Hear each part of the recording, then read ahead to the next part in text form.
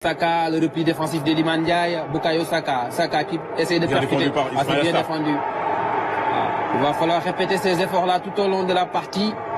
Face à la percussion de Bukayo Saka. Attention à cette perte de balle de Lamine Camara, aisé avec Gallagher. Harry Kane et la parade de Edouard Mendy. Et Kane était à l'affût, c'était pas lui qui a frappé en 7 minutes de jeu. Ouais, c'est suite à une perte de balle de Lamine Camara, plein axe, juste devant la défense. C'est très dangereux de perdre ce ballon face à des Anglais comme ça, face à une nation puissante dans le football. Regardez comment il va être délesté de ce ballon. Il n'a pas joué simple Lamine Camara, il pouvait faire la passe à Habib Diarra.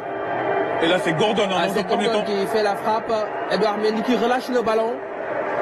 Harry Kane ne demandait pas que... Ne demande que ça.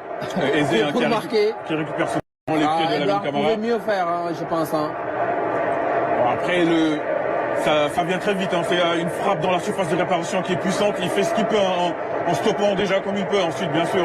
Je pense qu'il peut mieux faire. La frappe n'était pas aussi puissante que cela, Pape Alassane, je pense. Koulibaly. Gana Gueye. Vers Jackson. Jackson qui arrive à centrer, Ismaïla Sarr qui égalise à la 40e minute sur une passe de Nicolas Jackson. Les Sénégalais qui remettent les pendules à l'heure au City Ground de Nottingham. Il a des yeux dans le dos ou quoi, Nicolas Jackson? Quelle inspiration de l'attaquant de Chelsea qui a senti qu'Ismaïla Sarr allait pouvoir débouler plein axe pour reprendre ce ballon. Et c'est mérité parce que sur ces 5 dernières minutes, le Sénégal est après avoir concédé l'ouverture du score. Les Sénégalais, il y avait des coups à jouer. Oui, long ballon de Gana Gueye et Jackson qui fait l'effort. Qui est Chaloba, il est complètement attentiste. Il est attentif Chaloba, qui regarde Nicolas Jackson prendre ce ballon et faire cette passe dans son dos pour Ismaïla Sarr. Il marche face à son coéquipier à Palace, Dean Anderson. Son deuxième but en quelques jours pour Ismaïla Sarr. Comme quoi, il est capable quand même d'être décisif, l'attaquant de Crystal Palace. En l'absence de Sadio Mané, on trouve Ismaïla Sarr, clinique, buteur, et c'est le premier but concédé par l'Angleterre sous l'ère Thomas Tuchel. Effectivement. Joue en Première Ligue. Ah oui. Gana Gueye sur le long ballon, Jackson sur le centre et Ismaïla Sarr à la conclusion. Ouais, c'est clair que la qualité de la Première Ligue. 100% Première Ligue. Ouais. Ça a cité. De la qualité technique mais aussi physique. Koulibaly qui lance Habib Diarra dans la profondeur. Habib Diarra face à Dean Anderson. Habib Diarra qui trompe le gardien anglais. Les Sénégalais qui prennent l'avantage au City Ground de Nottingham Forest face à l'Angleterre, 4e au classement FIFA. Ouf, c'est son 4e but en sélection, 3 en match pour les éliminatoires de la Coupe d'Afrique, mais ceci, même si c'est en amical, il vaut son pesant d'or. On l'avait dit, qu'ils sont prenables, c'est Lewis Kelly qui s'est fait complètement manger sur son... Et encore sur un long ballon, la défense anglaise se fait prendre. Mais quel appel d'Habib Diarra comme un attaquant, mais très beau ballon également de Koulibaly. Ensuite, regardez, la précision entre les jambes de Dean Anderson, d'Habib Diarra. Le Sénégal repasse devant, ici en Angleterre, sur le City Ground, face à cette équipe anglaise qui est complètement à la rue, on va dire. Il marque dans un angle difficile, il prend l'information. Il regarde l'emplacement de Dean Anderson entre les jambes en plus. Ça a été très bien joué sur ce long ballon qui est parti de la défense sénégalaise.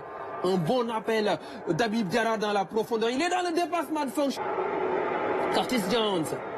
Gana Gueye qui gratte le ballon. Le contre. Lamine Camara. Il a une option avec Boulaïdia.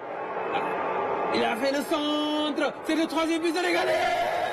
Le 3e but sénégalais, marqué par Cheikh Sabali à la 93e minute. Le Sénégal qui est en train de faire tomber, j'y arrive, le géant anglais au City Ground de Nottingham Forest. Le coup de poignard signé Cheikh Sabali dans le temps additionnel. Vous ne rêvez pas, chers amis, c'est le Sénégal qui mène par 3 buts à 1.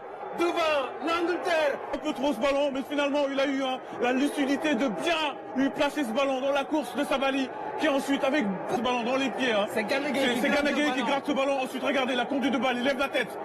Lamine Camara il lève la tête là, au bon moment, il glisse ce ballon pour Sabali qui contrôle ensuite du gauche. Il vient battre Dean Anderson presque à bout portant. Le Sénégal mène 3 buts à 1 ici à Nottingham, au City Ground, face à l'Angleterre, 4e nation au classement FIFA. Premier but de Cheikh Sabali en équipe nationale A sur une passe de Lamine Camara. Les anciens préparent à le siffler à la bouche. Et c'est fini. Le Sénégal qui fait tomber l'Angleterre au City Ground de Nottingham Forest. 3-1. Première défaite sous l'ère Thomas Tuchel.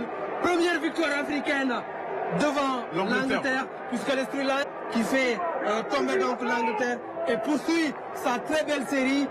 22e match sans défaite pour l'équipe du Sénégal. Et il faut tirer un gros chapeau à Pape Thiaw. Pape Thiaw est en train de faire du très bon travail parce que là ce qu'on voit, c'est pas une victoire à l'arrache.